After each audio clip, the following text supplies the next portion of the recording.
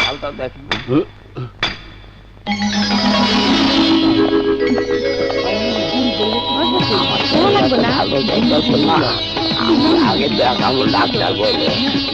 আমি এই গরিবের কথায় এই বাজারের গরিব মিন্তিদের জন্য মেডিকেল ক্যাম্প করে দিলাম, প্রয়োজনে হাসপাতাল করে দেব। ম্যাডাম, আমগো গরিব মিন্তি গো, জাগো পকেটে টাকা নাই, গায়ে কাপড় নাই, 3 বেলা পেটে ক্ষুধা রেখা 1 বেলা খায়। অগলাইগে যা করলেন আমরা আপনার কাছে চিরঋণী। আজ আমগো খুশির দিন। Thank you.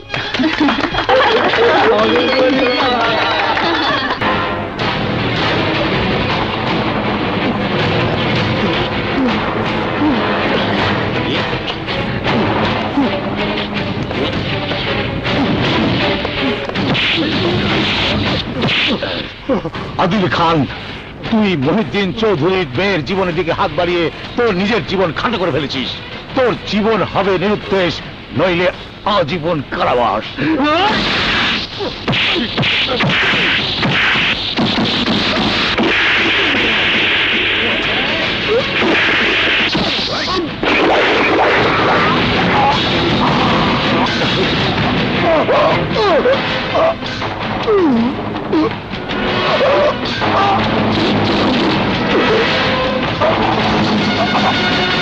বাবা, বাবা, তুই কেমন আছিস মা? এই তো বাবা, আমি ভালো আছি। এই যে দেখো, আমার কিচ্ছু হয়নি। তোর কিছুই হয়নি, আমার হয়েছে। এই বুকটা দেখ, এটা ভেঙে চৌচির হয়ে গেছে।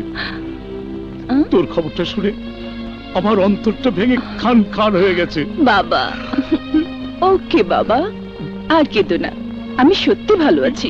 দেখো, আমার কিচ্ছু হয়নি।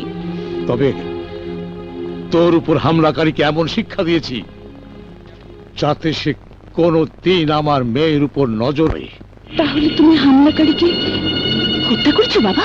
না না না, সে নিজের পাপে নিজেই মৃত্যু ঘটিয়েছে। না, নিজেরই মৃত্যু ঘটিয়েছে নাকি অন্য কেউ তাকে মেরে ফেলেছে তা তদন্তের পরই বোঝা যাবে চৌধুরী সাহেব। আপনি কি বলতে চান? আদিল সাহেবকে হত্যার দায়ে আমি আপনাকে অ্যারেস্ট করতে এসেছি মিস্টার চৌধুরী। আমি যে হত্যা করেছি তার প্রমাণ? আপনি হত্যা না করলেও আপনার ভয়ে দৌড়াতে গিয়ে সে মৃত্যু মুখে পতিত হয়েছে।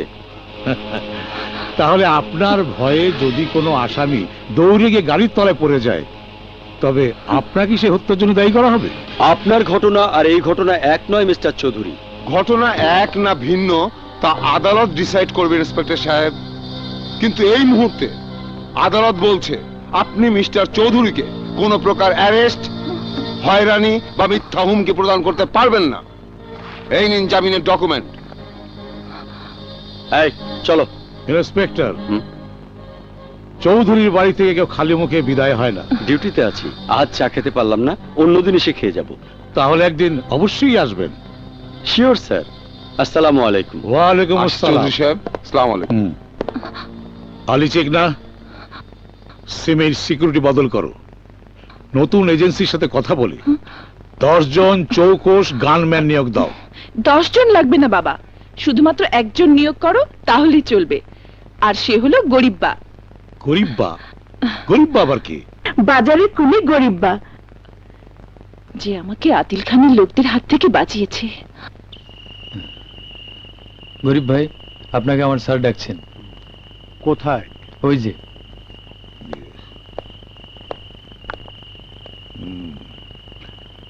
তোমার নাম পুর, আই মিন গরিব? হ, মাগার আপনারা তো চিনলাম না। সারা দেশ আমাকে চেনে। হ্যাঁ, কালকে যে মেয়েটাকে বাঁচিয়ে ঝুড়িতে করে বাড়িতে পৌঁছে দিয়েছ, সেই সিমির বাবা আমি মহিউদ্দিন চৌধুরী। হ, আপনার নাম শুনছি। আসসালামু আলাইকুম স্যার। ওয়ালাইকুম আসসালাম। আপনার মাইয়া খুব ভালো স্যার। আমি কনের লগে লগে আমগো গরিব গোলে গে একটা মেডিকেল ক্যাম্প খুলে দিচ্ছে। আল্লাহ আপনার মাইয়ারে বাঁচায় রাখুক স্যার।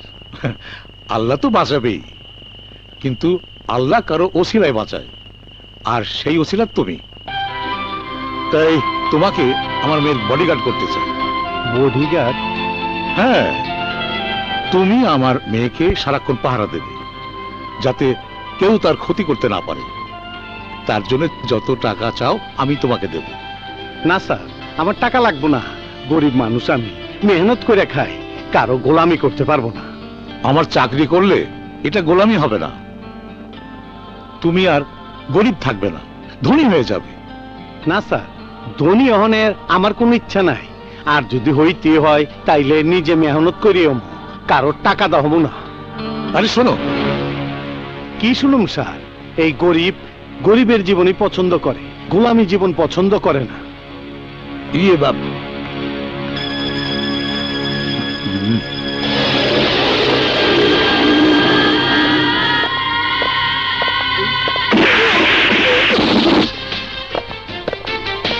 দাঁড়ান, কে আপনারা?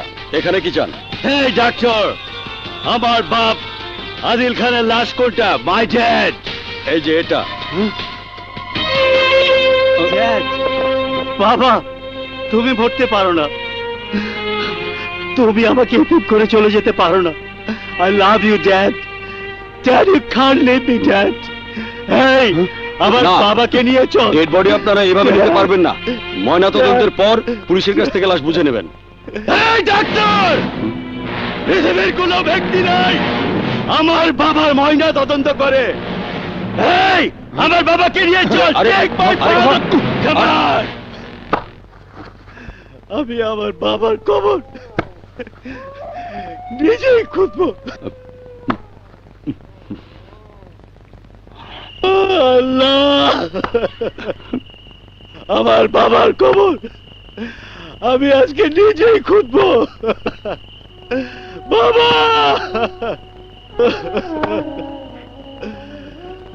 ও আল্লাহ, বাবা, আল্লাহ। বাবা সোহেল লাশের পাশে কাঁদলে তার আত্মা কষ্ট পায়। কাঁদতে নেই বাবা, তুমি বিদেশ থেকে এসেছো, বাবার লাশ নিয়ে কবর দিতে এসেছো। এটা তোমার কাজ নয়, আমরা কবর করবো।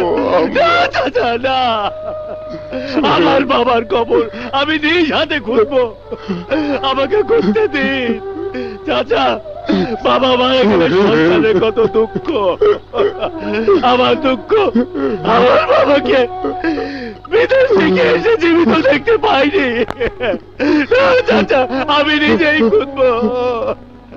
আল্লাহ,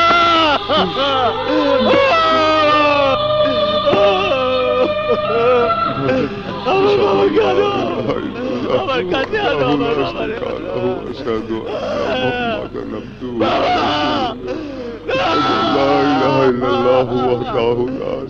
আমার বাবারে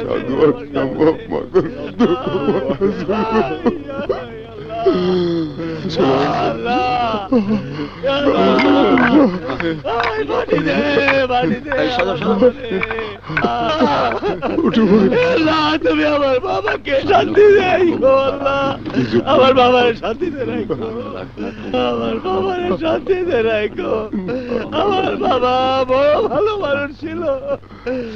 বাবা, তোমাকে এই মাটির নিচে রেখে গেলাম, আর তোমার কবরে এই মাটি ছুঁয়ে প্রতিজ্ঞা করলাম, যতদিন পর্যন্ত ওই মহিউদ্দিন চৌধুরীর বংশ নির্বংশ না করে দিতে পারবো, ততদিন পর্যন্ত তোমার এই কবরের মাটি আমার পোশাক থেকে পরিষ্কার করবো না। বাবা, this is my last commitment.